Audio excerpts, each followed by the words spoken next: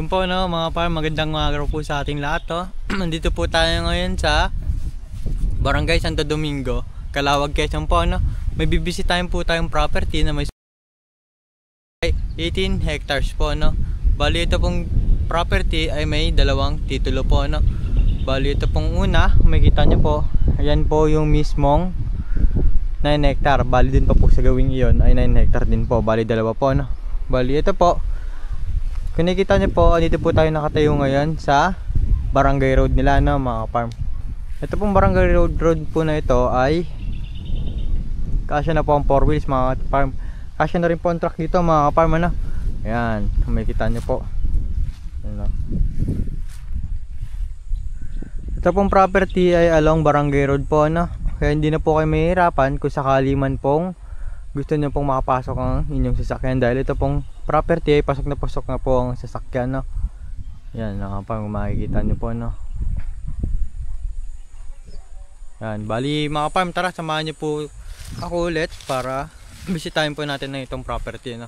Bibidyoan po natin. Tuturo ko po sa inyo kung saan yung mismong boundary ng property. Bali ito mga farm, ito po yung mismong boundary ng property. Ito po may bakod na to no. Papunta po yan sa kabila.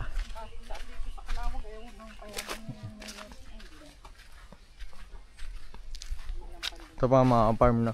Bali ito po yung mismo boundary ng property. Papunta po yan doon sa wing yun.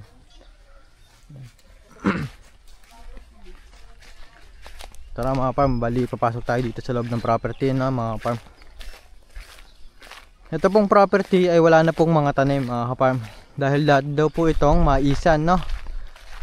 Yan, maisan daw po ito dati itong property na to. Kaya bago po ito maging malinis ay hinarvest na daw po nila lahat na, tapos saka po nila ipinalinis itong property. Kung makikita nyo po, clearing na po ito no? Wala na po itong tanim. Yan, sa unang 9 hectare. Bali doon po sa may gawi po na yon ay ayan po yung niyugan no. 9 hectare din po yan mga farm. 9 hektarya din po no. Makikita nyo po. Ayan. Ililibot ko po ang aking camera no, para makita nyo po mismo ang property. Ayan.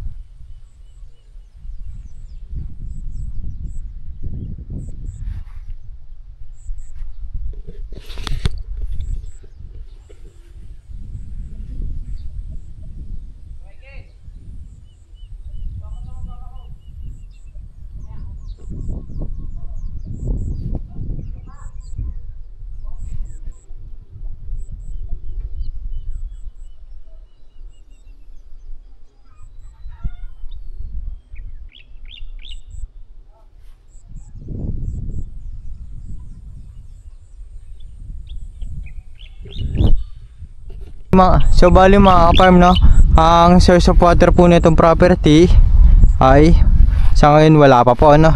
Pero meron po itong nakabaon na PVC sa ilalim ng lupa dito po sa gitna. Ayun po ay pwede pong lagyan ng makina, at pag nalagyan na po ng makina ay hihigop na po iyon ng tubig sa ilalim. Ayun na po ang magsisilbi nyo pong source of water, dahil yun po ang ginagamit po nila noon na pandilig po dito sa mga maisa ng property. Ito pong property po ay ideal din po nalagyan ng baka, kambing at mga manok, dahil ito po ay halos may kapantayan po no. Yan mga farm, kung makikita nyo. Yan.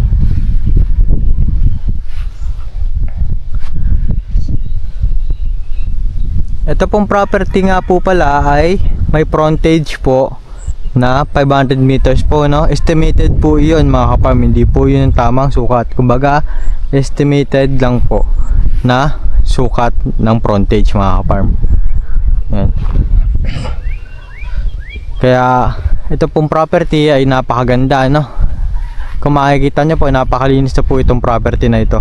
Wala na po kayong lilinisin, hawan na po ito no. Yan, bali andun na lang po yung mga tanim ng mga farms may kabila.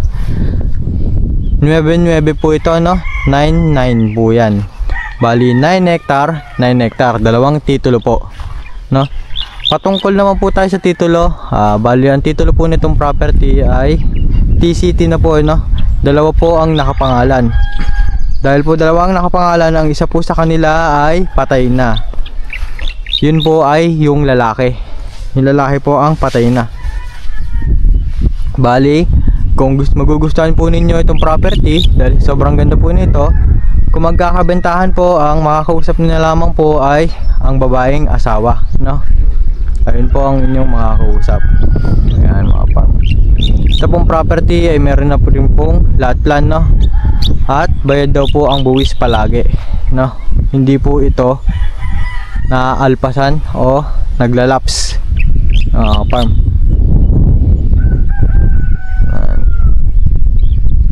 Kaya mga farm, sa lahat po ng gustong bumili ng property po na ito o mag-inquire po sa property na po na ito, ay tawag lang po kayo sa number po na may kita po ninyo sa inyong screen at sa WhatsApp at Viber po, no? Para sa mga karagdagang impormasyon po na gusto nyo pong malaman patungkol po sa property po na ito. At maaari din po kayo mag-message sa aming Facebook account mga ka-farm na Priscilla Rosario o in short Presi Rosario po, no? Ayan po, Presi Rosario.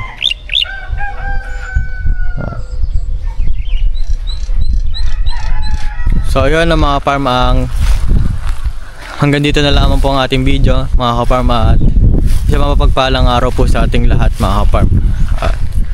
Maraming salamat po sa lahat ng mga sumusuporta po sa amin at sa mga nanonood po sa aming YouTube channel at mga videos po, at walang sawang pagtanggilig po sa aming mga property. Maraming salamat po, and God bless po sa ating lahat mga ka-farm.